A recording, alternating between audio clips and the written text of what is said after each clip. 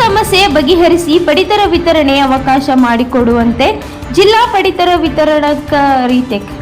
ಪಡಿತರ ವಿತರಕರ ಸಂಘದ ವತಿಯಿಂದ ನಗರ ಜಿಲ್ಲಾಡಳಿತ ಭವನದಲ್ಲಿ ಆಹಾರ ನಾಗರಿಕ ಸರಬರಾಜು ಮತ್ತು ಗ್ರಾಹಕ ವ್ಯವಹಾರಗಳ ಇಲಾಖೆ ಉಪನಿರ್ದೇಶಕಿ ಡಾಕ್ಟರ್ ವಸುಂಧರಾ ಹೆಗ್ಡೆ ಅವರಿಗೆ ಮನವಿ ಸಲ್ಲಿಸಲಾಯಿತು. ಆಗಸ್ಟ್ 2026 ಮಹಾಯೇ ಪಡಿತರ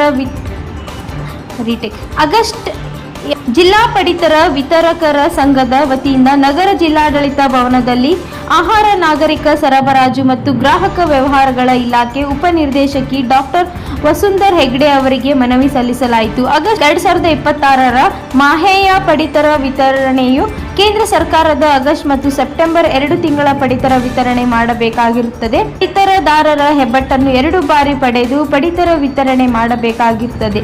ಇದು ಸರ್ಕಾರದ ಆದೇಶವಾಗಿರುತ್ತದೆ. ಆದ ಕಾರಣ ಕಳೆದ 1 ವಾರದಿಂದ ಸರ್ವರ್ ಸಮಸ್ಯೆ ಆಗಿರುತ್ತದೆ. ಪ್ರತಿ ಕಾರ್ಡಿಗೂ 15 ರಿಂದ 20 ನಿಮಿಷಗಳು ಬೇಕಾಗಿರುತ್ತದೆ.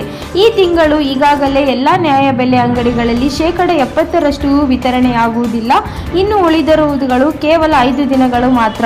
ಇನ್ನು ಸರ್ವರ್ ಕೊಡದೇ ಇದ್ದರೆ ಪಡಿತರ ವಿತರಣೆ ಮಾಡುವುದು ಯಾವಾಗ? ನ್ಯಾಯಬೆಲೆ ಅಂಗಡಿಯಲ್ಲಿ ಪಡಿತರದಾರರು ಕೂಲಿ ಕೆಲಸಕ್ಕೆ ಹೋಗದೆ ನ್ಯಾಯಬೆಲೆ ಅಂಗಡಿ ಮುಂದೆ ನಿಂತರೆ ಇದಕ್ಕೆ ಯಾರು ಜವಾಬ್ದಾರರು?